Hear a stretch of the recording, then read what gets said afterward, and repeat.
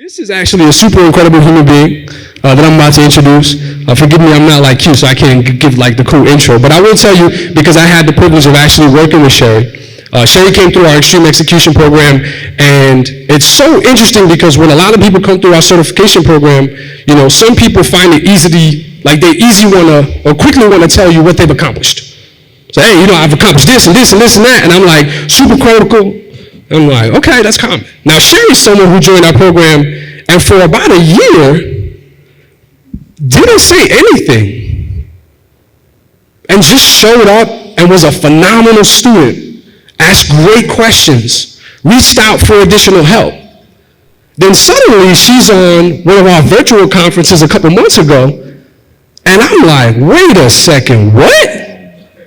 You did what? So I'm not going to ruin it for y'all, man. Sherry, Riley, y'all give it up.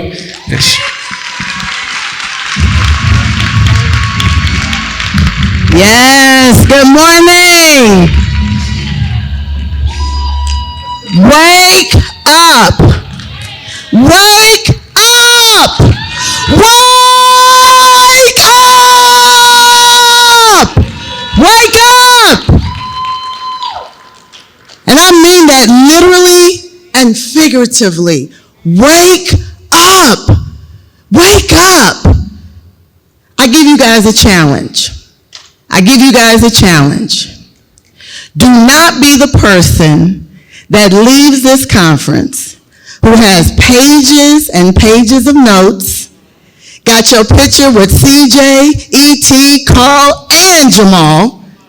You've been posting on Facebook, all social media outlets about how much information you're getting and how powerful this is and all this amazing information. And when you leave here, those pages and pages and pages of notes go in the corner and in the drawer with the last notes from the last conference. Don't be that person. Don't be that person. Don't be that person.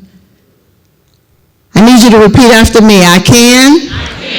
I will, I must be demanding. I can, I will, I must not leave here with a page of notes and not put together my 1 to 3 action items. I'll say that. My 1 to 3 action items. Because you've got to leave here and you've got to be committed and intentional about what you are going to complete. Not what you're going to do. Because you'll do and do and do and do and do. What are the 1 to 3 action items that you are going to complete? Take a moment and think about it. Think about it. Write them down. 1 to 3 action items that you are going to complete, not do.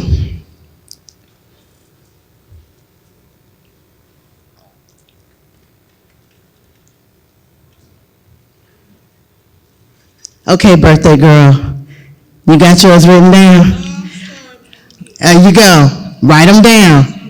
No, 1 to 3. Did y'all hear what the birthday girl said? She said, I got so many things I want to do. Guess what? You won't do any of them if you don't start completing the first thing. The first thing. 1 to 3 things you are going to complete. Okay. Ladies and gentlemen, this right here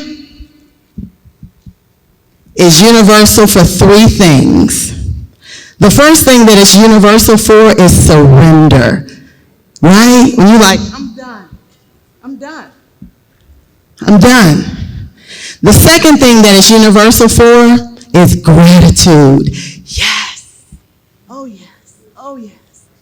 How many of you be in your prayer closet just like, yes. Yes. And the third thing that it's universal for is victory. Everybody on your feet, everybody on your feet, everybody on your feet, everybody standing, everybody standing, everybody standing, everybody standing, everybody standing, everybody standing. Now, universal for 3 things: surrender, gratitude, and victory. I want you to think right now, What is that one thing that you need to surrender, that you're done with? You brought it in this room and you knew that you was done with it. It may be a person. You know that conversation, that relationship is toxic and it needs to stop. It may be a place, a thing, an idea, a paradigm, a mindset, but you need to leave it in this room. You are done.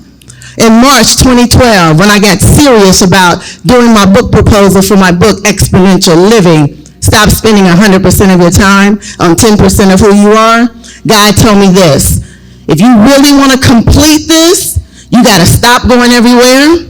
You got to stop talking to everybody, and you got to stop doing everything. What did he say? He said, you got to get to yourself. What do you need to surrender? Now, this is a you and God thing, because there's some things that only you and God can do. There's some things that only God can release from you. My favorite book says, cast your cares on him, and he will lift you up in due season. What is that one thing you need to surrender? Now, on the count of 3, you're going to follow me. You're going to put your hands up in the universal symbol for surrender. And you and God, you're going to tell God, what's that thing that you are done with? Y'all with me? Y'all with me? Y'all with me? 1, 2, 3. We're going to go up in the universal sign of surrender. What is it? You and God. You and God. You and God. You and God. Hands down. Now, the second thing is universal for is gratitude. Gratitude. What's that one thing that you are thankful for and you haven't even stopped to say thank you? You haven't even acknowledged it. What's that one thing that you are grateful for, that you are thankful for? And this time you're going to speak it out. Again, my favorite book says that when God spoke, he created. And so right now I want you to speak it out because I want you to create an atmosphere of gratitude. So what's that one thing you're grateful for? But here's the thing, you haven't even stopped to say thank you. You got it? On the count of 3, one thing you're grateful for. Hands are going to go up. 1, 2, 3. Speak it out. Speak it out. Speak it out. Hands down. Now, y'all know where we're going, right? Y'all know where we're going? Let me tell you, I am a sports fanatic, right? And the third thing this is universal for is victory. Now, I'm a sports fanatic, so last week, the Baltimore Ravens played, okay, come on, Baltimore Ravens fans. Yes, the Baltimore Ravens, led by Lamar Jackson, I went to the University of Louisville, I'm a Lamar Jackson fan, played against the Kansas City Chiefs, Patrick Mahomes. You got an NFL MVP, Lamar. You got a Super Bowl champion and MVP of the Super Bowl, Patrick Mahomes. Lamar has never beat Patrick. So here we are, a minute and a half left in the game. Baltimore is driving. 4th down, 4th and about 4 inches. The score is 36-35. Baltimore's charging, they got the ball. 4th and about 4 yards. Coach Harbaugh's on the sideline. Lamar, you want to do it? You want to go for it? You want to go for it? Lamar's over here like, absolutely, let's go. Let's go. He lines up, runs for the first down. That means Baltimore wins. What does he do? What does he do? Right here. Right here. Right here. What's your victory? What's your one thing? But here's the thing. You done prayed for it, you done worked for it, you done sacrificed for it, and you were just on to the next thing. You asked God for this thing, fasted for this thing. And I get it, I'm driven. But you gotta celebrate the victory. You gotta celebrate the victory. Now this time I want you to scream your one thing out with a voice of triumph. Let me tell you, the Bible says they walked around, and they walked around, and they walked around, and they walked around, and they walked around, and on the 7th day, with a voice of triumph, the walls came down. The walls came down. It is your voice of victory that the walls come down. Come on. What's that one thing? What's that one thing? On the count of 3. But I want you guys to yell so loud that the manager comes to CJ and go, what in the world are they doing in there? What are they doing? On the count of 3. 1, 2, 3. Yes, take your seat. Take your seat. Thank you. So a little bit about me. I am a small town girl. And when I was about 13 or 14, God began, well, at the time I thought it was a dream, but what I realized now that it was God speaking purpose into my life. So when I was about 13 or 14, God began to speak into my life that I was going to live in Atlanta and I was going to work in the entertainment industry. Now let me put a little pretext around that. First of all, I had never been to Atlanta. And even though Atlanta is now the hub of entertainment, at this time, there was no entertainment industry in Atlanta. So when I was telling people I'm going to work in the entertainment industry and I'm going to live in Atlanta, and I'm like 13, 14, 15, people thought I was crazy, since they thought I was talking about building hotels on Mars, right? That's how realistic I sounded. But I had this dream. I'm going to build I'm going to live in Atlanta, and I'm going to work in the music industry. Now, and again, I'm going to put a little framework around this. Now, I'm a woman of a certain age. So when I was telling people I'm going to live in Atlanta, there was no entertainment industry here. And I literally had this dream and I'd speak it, like Jamal said. I spoke it. Now, during this time, how many of you guys are familiar with Jermaine Dupri?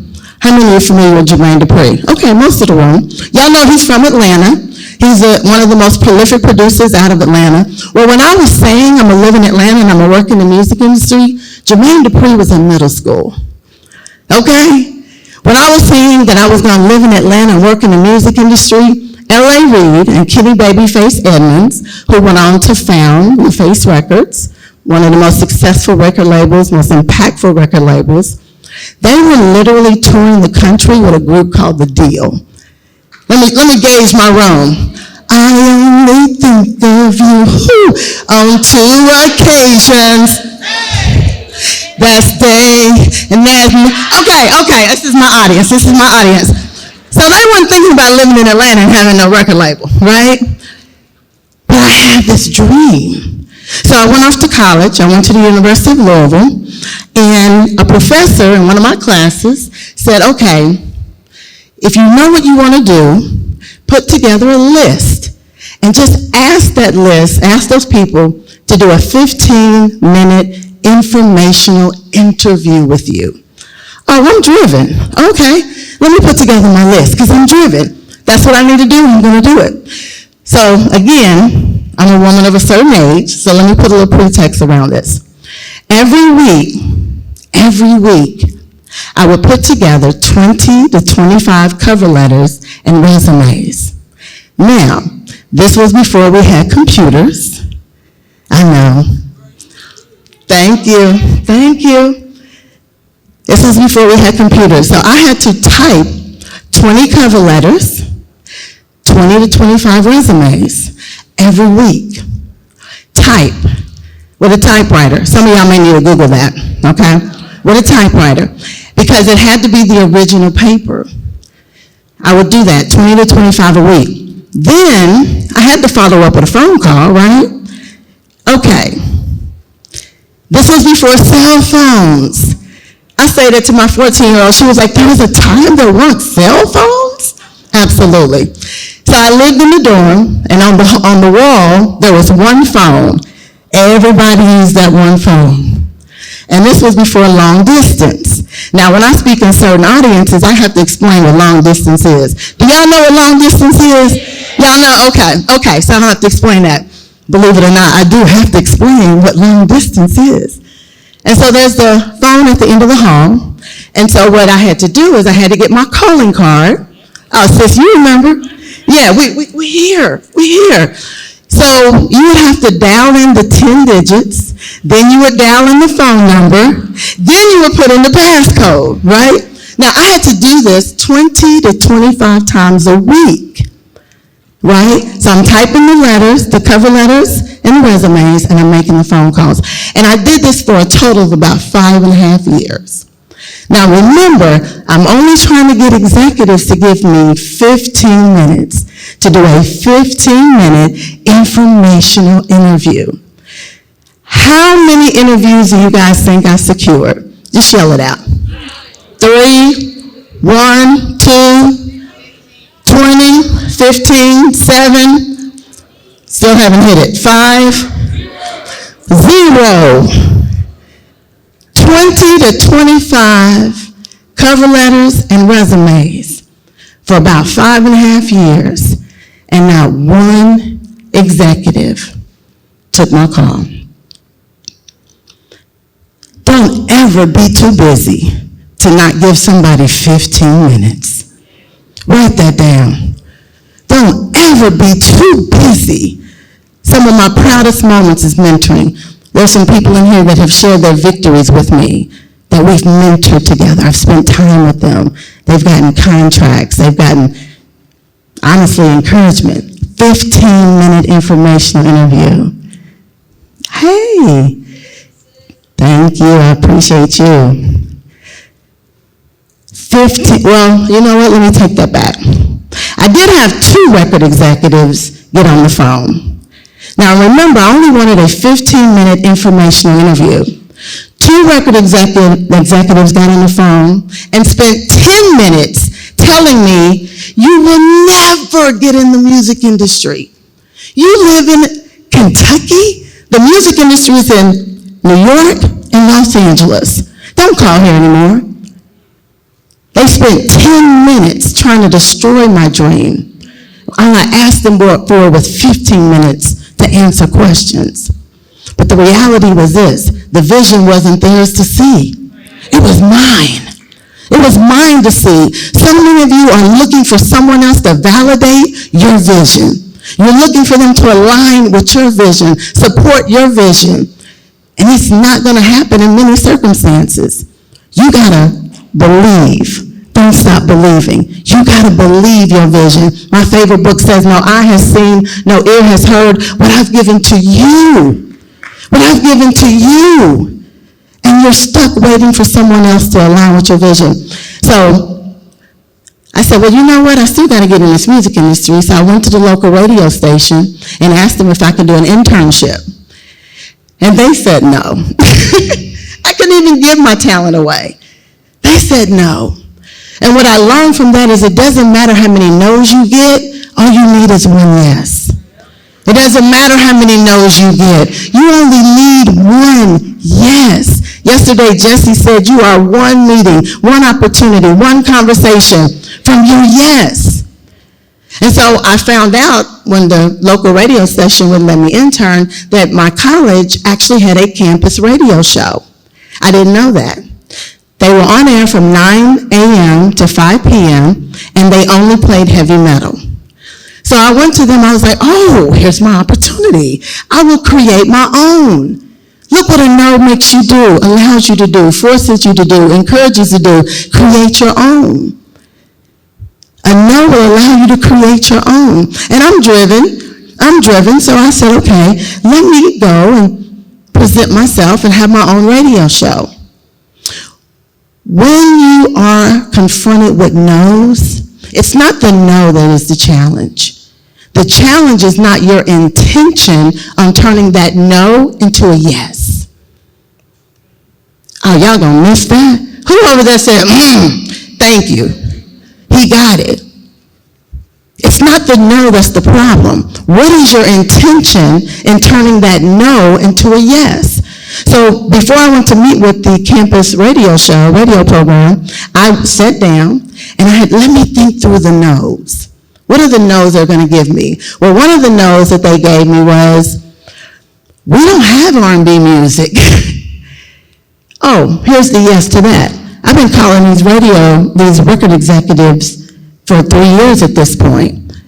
Record executives hadn't taken my call, but I had grown and developed relationships with their assistants. And so their assistants was like, sure, we'll send you music. That's another opportunity for us to get exposure.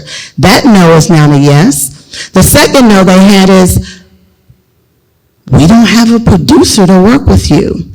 Oh, that's okay. I've already figured out how to work the board. I'm going to be the talent, the producer. I got it. See, don't wait for other people to align with you. Go do it. Go do it. Your gift will make room for you, and your time will create a place for you, and your energy will make you a magnet that people will be drawn to you. And so the third no that they had is, we don't have a budget. We don't have a budget, so we can't market it. And we want people to listen. Oh, I've already figured that yes out as well. I've already named it. It's called An Evening of Extravaganza. That's my high S. That was too long of a name, but hey, that's a whole nother conversation. I had already created shirts. I had already created the flyers. This was before I got the yes. I had already created the flyers, and I had already asked 10 of my friends to be my ambassadors. So the no that they gave me turned into a yes because I had already done the work. I had already done the work. So I went on, and eventually, long story short, I eventually became the head of marketing for the late, great Gerald Levert. Ended up doing the marketing for him and his stable of artists. And eventually, LaFace Records called. And I ended up being the head of marketing at LaFace Records in Atlanta, Georgia. Come on. Come on, Jamal with Crazy Faith. Come on. Come on. Heading up the marketing for Usher, Toni Braxton, TLC, Outkast, some of the most prolific artists to this day. When you have a dream, you just got to keep believing. And then after LaFace Records, I resigned because I had more than one dream. I also wanted to be an entrepreneur. And so I resigned from LaFace Records and started my company, Glue. Interesting fact. Okay, if you guys look in the far left corner, do y'all see Andre from Outkast? Y'all see me in the middle? I was 8.5 months pregnant. Y'all see the woman next to me? That's Sarah Blakely. That's Jesse's wife that he referenced yesterday, that built the $1 billion business. That's Sarah. Sarah had, this is totally off topic, but Sarah had an event and wanted Outkast, well, wanted Andre specifically. And Andre, as you guys know, is very to himself. And one of the only things he ever really did was when I asked him to come and support Sarah. So I thought that was interesting with Jesse yesterday. But I went on to found my company, Glue. Our clients were Warner, Media, NBA, Converse, Nike, Coca-Cola. And I had this company for 17 years. And what God had always purposed for me was to actually do what I'm doing now, and that's serve as an empowerment speaker, high-performance life coach, and award-winning author. And my company, Exponential Living, empowers professional athletes, entertainers, corporate executives, and entrepreneurs to grow personally and dominate professionally. Everything E talked about earlier when he talked about personal development. Because I've worked with some of the biggest names in the world, politically, entertainment, corporate, sports, and the worst thing you can experience is literally getting to the highest level of success and be empty. To get to the highest level of success and don't know who you are because it's all external. And so I am purposed to work with high performers to be able to get to that level of success with drive, but also understand what it means to be confident. Drive and confidence are not the same thing. Because after I got to this high level of success, doing what I love to do, my 30-year high school class reunion came up. 30-year high school reunion. And when you get to that point, you're going to your 30-year high school reunion, you get real reflective. And I'm thinking back to who I was when I was 18. And I'm thinking back to that 18-year-old and that fire that I had. And I'm thinking about the things that I've achieved. And I'm thinking about, I bought my mom a home by the age of 27. And I'm thinking about how life had kicked me in the face and I got back up. And I'm starting to hear a little Jay-Z in my head, allow me to reintroduce myself, right? Look, let me tell y'all, there's a freedom you get when you dancing naked in the mirror. Right? And so I'm thinking about all of these external things. But it also uncovered the fact that I was broken. I was broken. Because I had allowed drive to push me to achieve, but confidence didn't show up and keep up. See, drive is what pushes you to achieve. Confidence is who you are when you get there. Confidence is who you are when you get there. Drive produces external success. Personal development produces confidence. And I want you to write this next one down. Drive is an action. Confidence is a decision. That's why I had you stand up and surrender, have gratitude, and claim your victory. Because in order for you to make the decisions before you leave this room to own your confidence, you got to get rid of the clutter. Because confidence is a decision. I don't care how much success you have. I used to talk about Robin. I'm so glad you brought up Robin Williams, because I used to talk about how phenomenal he is, how phenomenal of a talent, and it wasn't enough. It wasn't enough. Kate Spade, it wasn't enough. My cousin's friend 2 nights ago committed suicide. It wasn't enough. Confidence is a decision. And it's a decision you make not just at the highest highs when you get there. Because that's the lie we tell ourselves. When I get.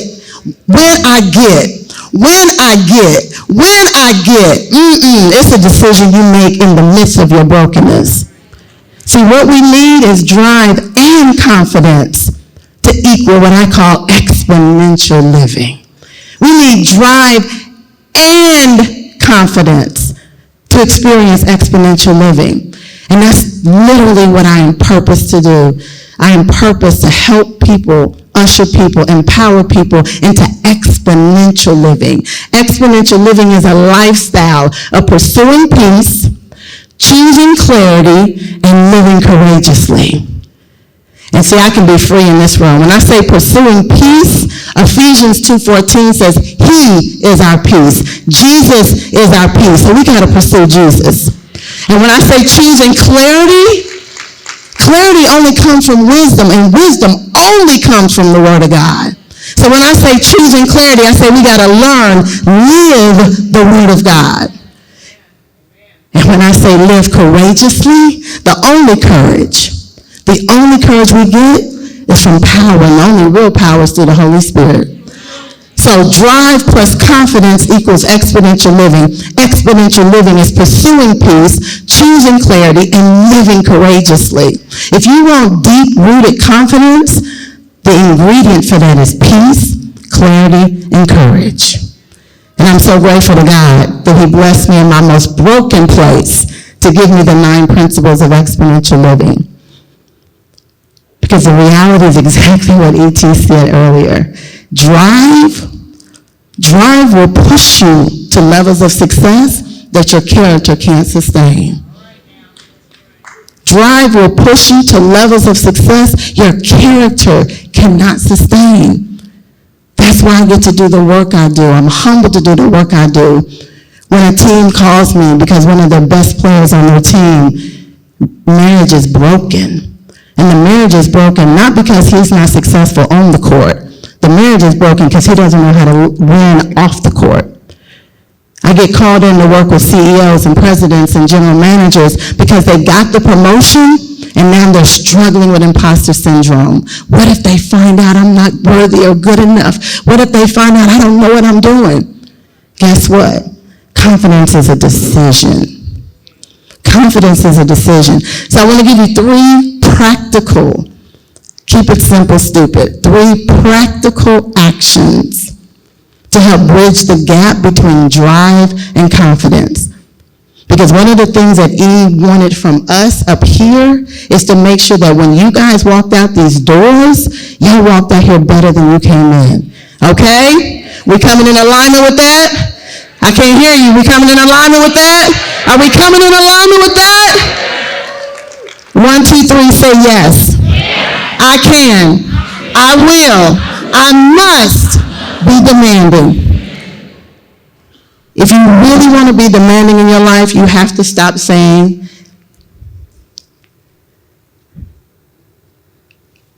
oh, hold on, I'm going back. There we go.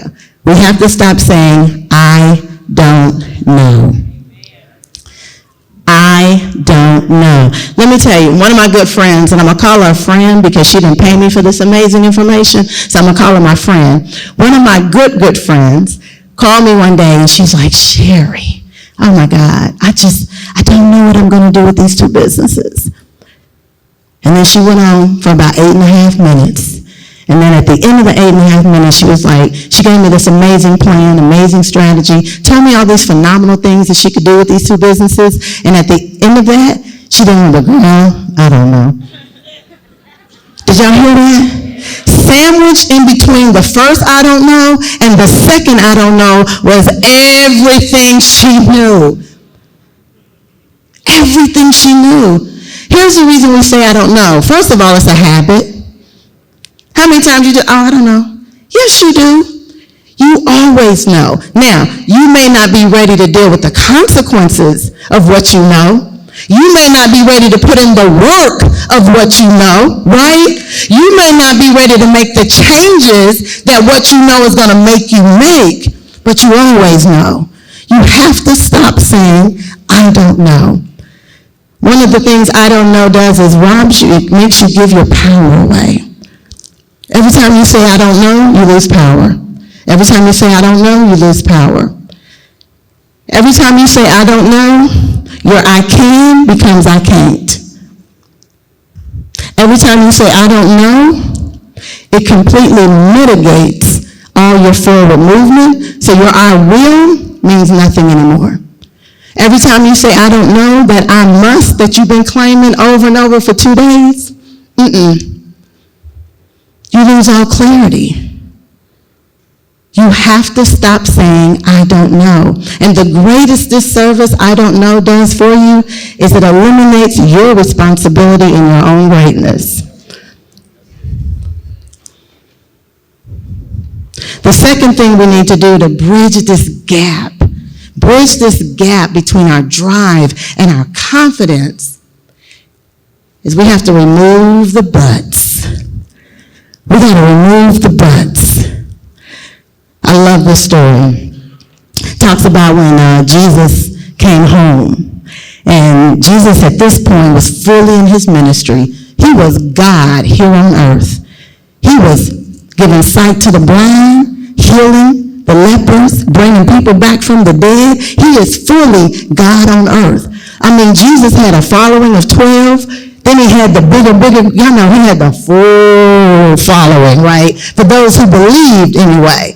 I mean, Jesus was God here on earth. And it goes on to say he came home, and everybody's like, oh shoot, Jesus is back. Oh my God, Jesus. Yo, Jesus, I hear you out there healing and bringing sight to the blind. Yo, that wine and water thing, that was kind of dope. That was kind of dope. Jesus, you God? Jesus, like Jesus, y'all, this is Jesus. But aren't you Mary and Joseph's son? But aren't you the carpenter?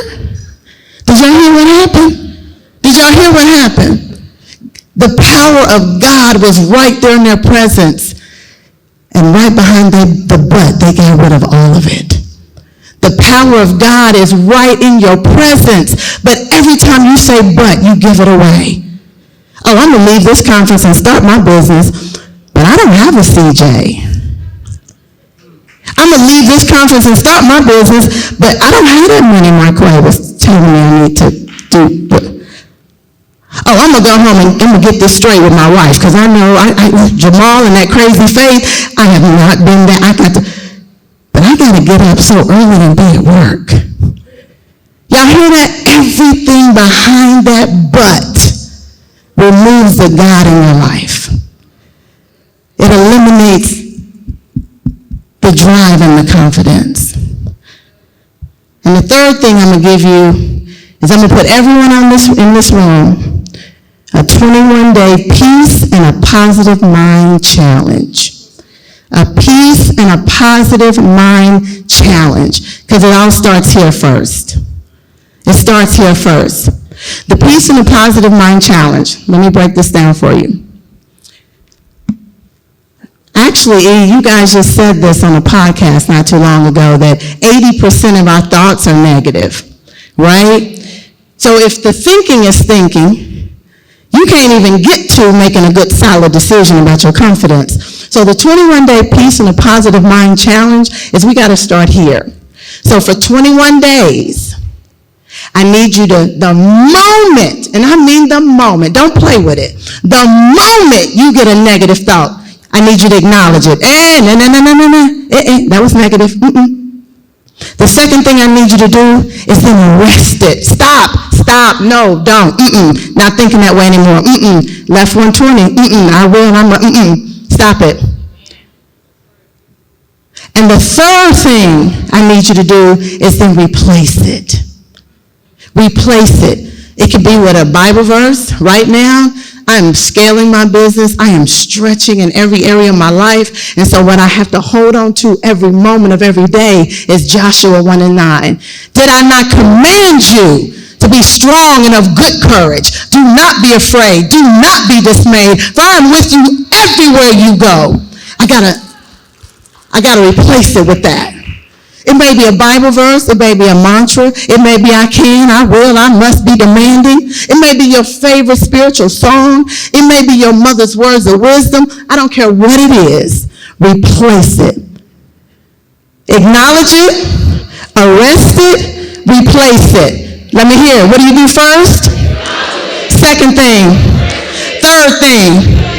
21-day peace and a positive mind challenge. Let me tell you, the first day you're going to realize, oh my God, I'm thinking negative all the time.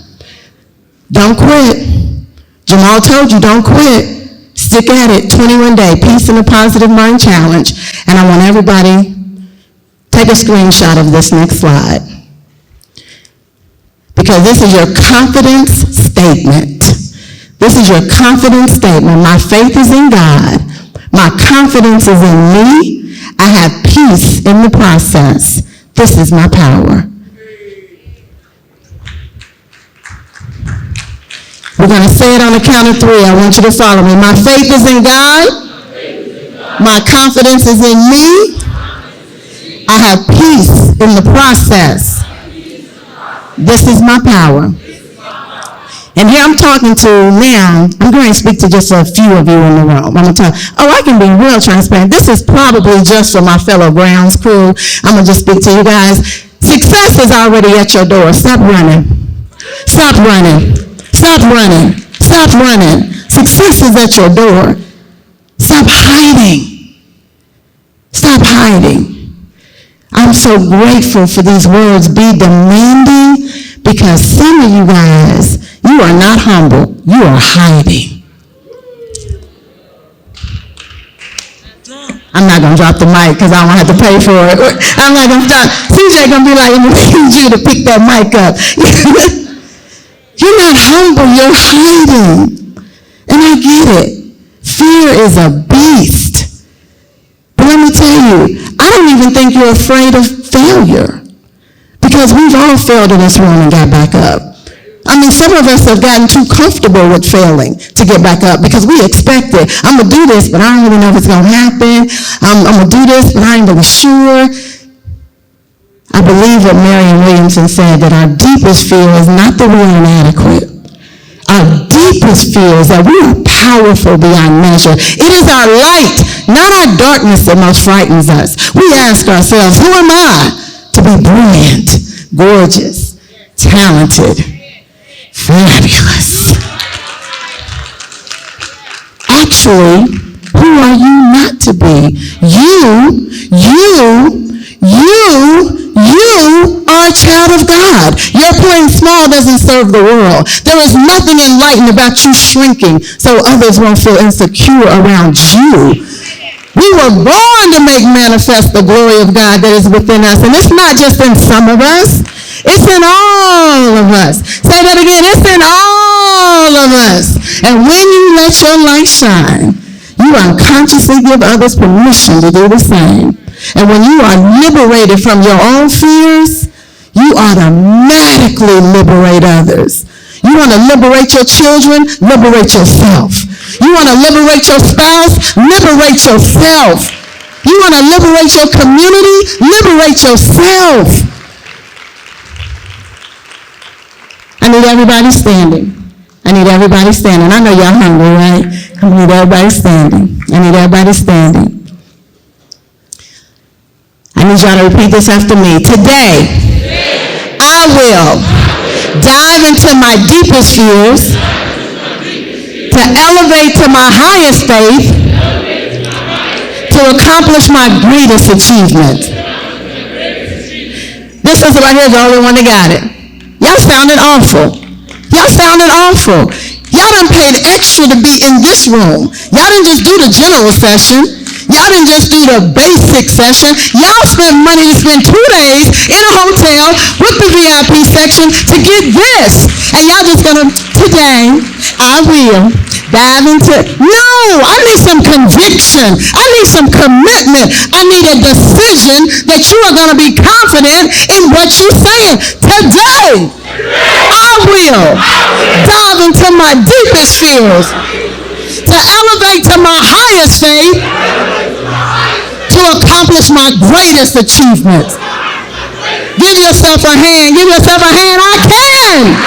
I will. I must be demanding. Thank you very much. Thank you. Thank you.